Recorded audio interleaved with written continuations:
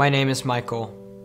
I'm a 16-year-old sophomore, and I'm really concerned with the future of younger kids that I know in the neighborhood.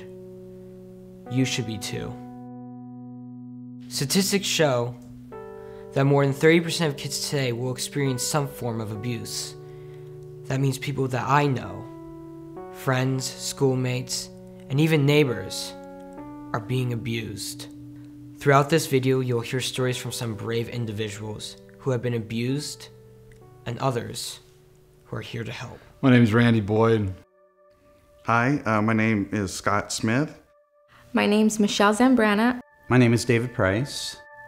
My name is Nicole Burke. My name is Shelley Fuller. My name is Carol Teitelbaum. My name is Daniel Marquez. My story of what happened to me at the age of 5, 6, I was molested by 2 men. I didn't connect my emotions. I wanted to stay away from that, and it ultimately affected my relationship with my family and the people that I loved. I was using the restroom and I got bored and I was cutting my hair, and I cut a little piece of it off, and I went out and she asked me, she was sitting in the kitchen, and she asked me if I cut my hair, and I lied. I said no, I didn't. And she knew because she went back to the bathroom and saw the pieces of my hair. And so within a matter of minutes, she just grabbed a pair of scissors and hacked my hair off. She just took my hair and just chopped it off. That was really traumatizing for me. I specifically remember that time because I had really, really long hair, and I had to go to school the next day with hair that was from here to here, and I couldn't tell anybody the reason why. Within a month of my father passing away, I'm a 12-year-old boy. I need a father's love and I need a father's figure in my life.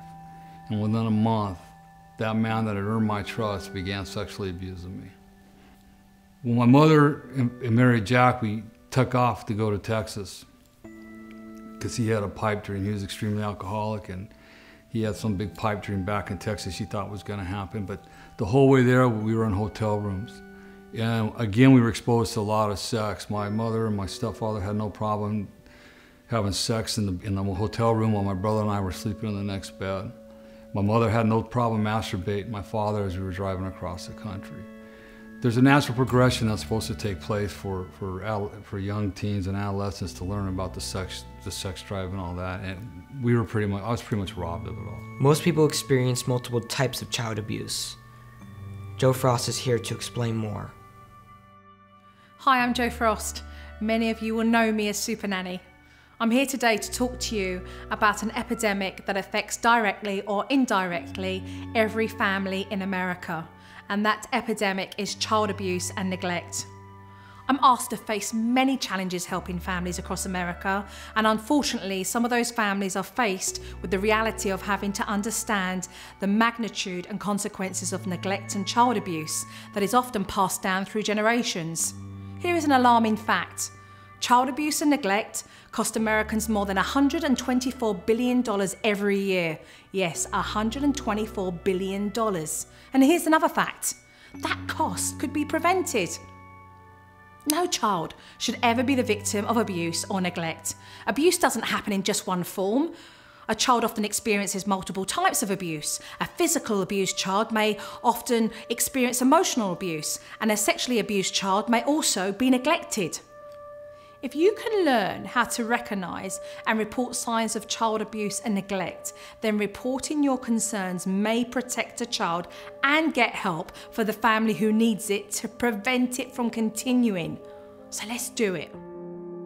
Parents, I'm going to talk to you about an often embarrassing topic. It's sex. I know you're going to feel uncomfortable about the subject, but I can assure you, I'm just as uncomfortable as you are, but we have to discuss it. I'm not talking about how to have sex. I'm talking about what's right and what's wrong when it comes to respecting our bodies and appropriate boundaries. You're about to hear David Price's story. David is a survivor of abuse because he reached out. If you're a victim of abuse, or if you know of someone who has been abused, have him or her reach out for help. They're not alone. I was fortunate enough. I got to go to Catholic school, great education. However, my sexual abuse happened at Mater Dei High School. Santa Ana, California. Principal of Mater Dei High School picked me up. Progressively, I became his sex toy on an average of once a month. I hear the man that said Mass at school, held up the Eucharist, which I so loved being a part of. We had this other secret on the side. It happened for 4 years that I was at Mater Dei High School.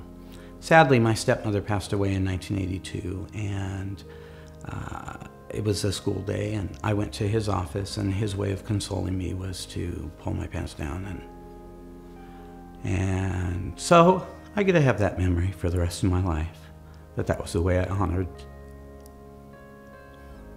this woman, who really was a gift to my siblings and me. I'm very conscious of boundaries and people in my space, so I might even be more aggressive to keep people distant from me. So it's very hard to be open and a fear that someone's going to come in with the negative energy and hurt me. Sometimes abuse is not seen, but heard. Playing with a child's mind by emotionally or verbally belittling a child is likely to change the self-esteem through adulthood. Bottom line, kids want to be loved, respected, and accepted. Parents, think before you react or say something that you'll regret your entire life.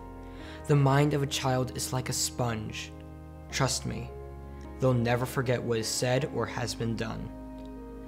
What Randy and Nikki did was reach out to get help. Often a child has the fear for losing their family, and they're afraid to say anything because they don't want to break up what they have. She let me know that if she called CPS, that my brother and I would be separated. And at the time, I knew how bad things were at home, and I knew that it was just not gonna be better for us together to be separated, because it would create a whole new line of problems, because that's just such a complicated thing, you know. So I told her not to, but she knew, and she had to talk with my mom, but you know, things didn't really change. As I got older, the one thing about people that have been abused is we don't have a voice. So for me, it was that secret. I didn't want to tell nobody. For others, they might be threatened with physical harm, so they don't want to reach out. I can remember talking to somebody or trying to talk to somebody about Jack's physical abuse, and I was shut down. I was told, no, that's not Jack, you got the wrong person. I can remember one time when he was tearing apart the house in a physical rage, running up and down the street trying to get neighbors to help him call the police, and the doors just shut on me. So it's not that I didn't want to turn to somebody for help. My voice wasn't heard. Nobody wanted to listen to me. When I did say, and somebody listened to me, like I say about the physical abuse, I was told, no, you're crazy, you're wrong. That's not Jack. Jack's not that kind of guy. You're just a rebellious kid.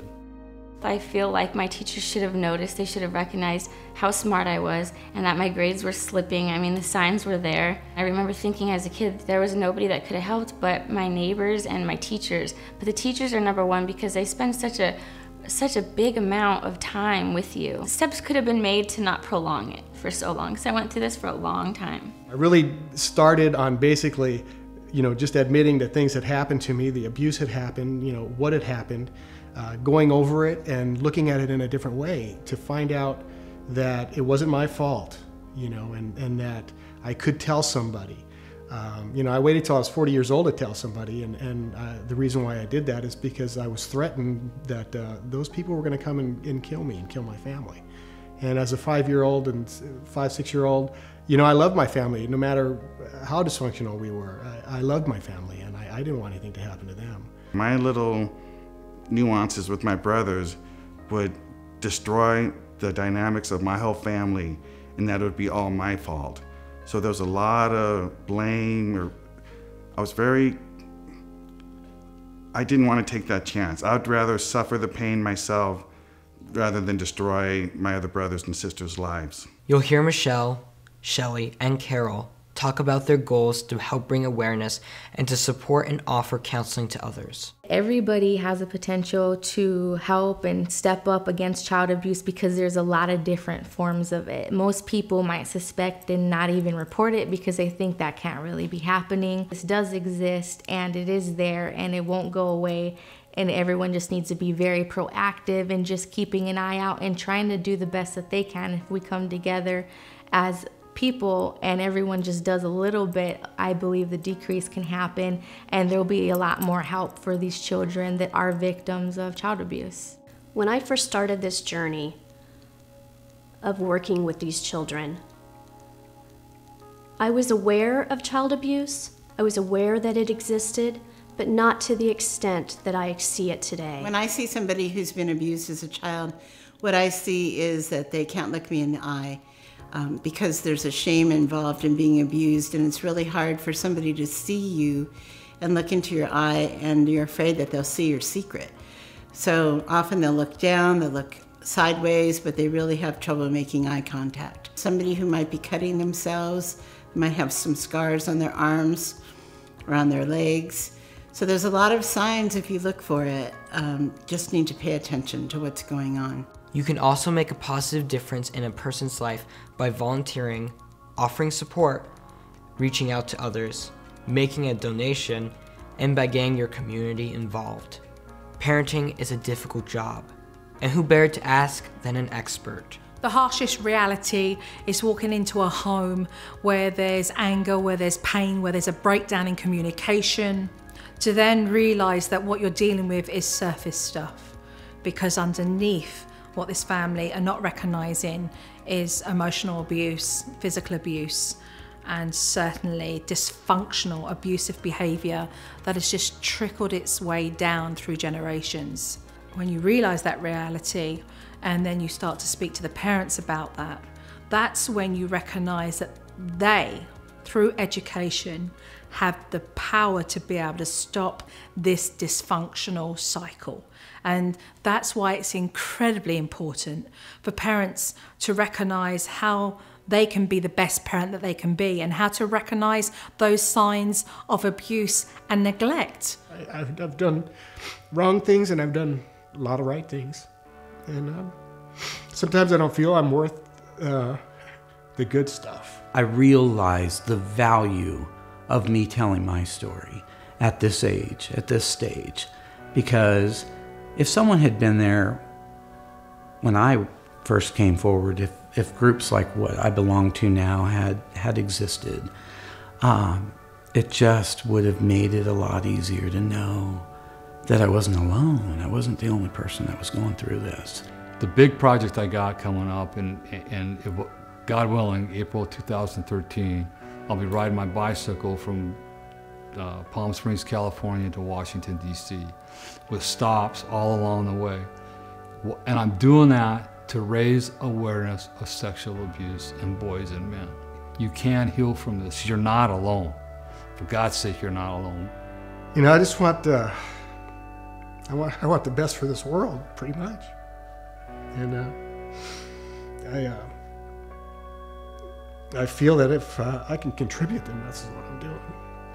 I never thought life could be as good and as spiritual and as rewarding as it is. And I don't want to ever change it. This is why I do what I do. This is why I'm here. I want people to know that your life can change. It's not all terrible, and it won't always be that way. One of the benefits of where I am in my life now is that I get to go to places and I get to tell my story. I wrote a book. It's titled Altar Boy, Altered Life, and it chronicles the events of my life. It chronicles the events of coming forward, the ramifications I faced for being vocal about what happened to me. If you've been violated, if you have been abused in any way, shape, or form, that healing is possible. I'm living proof. 20 years ago, I wanted to put a gun to my head. I wanted to drive off a cliff, thinking that that was the only way to get away from the pain. Here I am, 20 years later, knowing that I had more to offer. And I sit here today because I chose not to do that, that I chose to believe that I am worthy of a life of love, of a life of nonviolence, a life of non-abuse. My past has some real ugliness, but my future is bright. If you're a victim of abuse, or if you know of someone who has been abused, have him or her reach out for help. They're not alone. To see full lengths of each video, go to the AmericanSPCC.org website and stay tuned for additional educational resources.